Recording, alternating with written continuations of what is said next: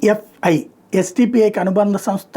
ఇది ఒక ముస్లిం యువతని తప్పుదోవ పట్టించి తీవ్రవాదం వైపుకి దారి మళ్లిస్తున్నటువంటి కారణంగా, ఒక ఉన్మాదం వైపుకి తీసుకెళ్తున్న కారణంగా నిషేధం విధించబడిన సంస్థ. అనేక మంది హత్యలకి కారణమయ్యి, దాడులకి కారణమయ్యి, శాంతి భద్రతలకు విఘాతం కలిగిస్తుందంటూ నిషేధం విధించబడినటువంటి సంస్థ. వీళ్ళు బీజేపీ పాలిత రాష్ట్రాల్లో కంట్రోల్లో ఉంటున్నా ఇతర రాష్ట్రాల్లో కంట్రోల్లో ఉండట్లేదు. దానికి సాక్ష్యం ఆ మధ్యన కర్నూలు జిల్లా దగ్గర జరిగినటువంటి పోలీస్ స్టేషన్ మీద అటాక్ ఆంధ్రప్రదేశ్లో. అట్లాంటిదే వివిధ రాష్ట్రాలు జరుగుతుంది. తమిళనాడు లాంటి చోట్లయితే ఇంకా దర్జాగా రెచ్చిపోతున్నారు.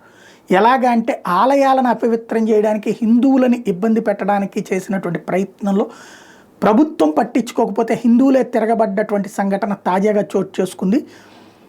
సుబ్రహ్మణ్య స్వామి టెంపుల్ దగ్గర కుర్బానీ అన్నటువంటి పేరుతో ప్రసాదం అంటూ పంచడం ప్రారంభించింది. అది చూస్తే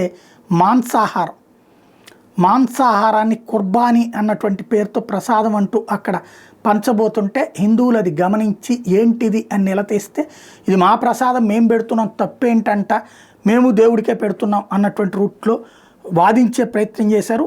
హిందువులంతా తిరగబడేటప్పటికి అక్కడి నుంచి తప్పుకున్నారు.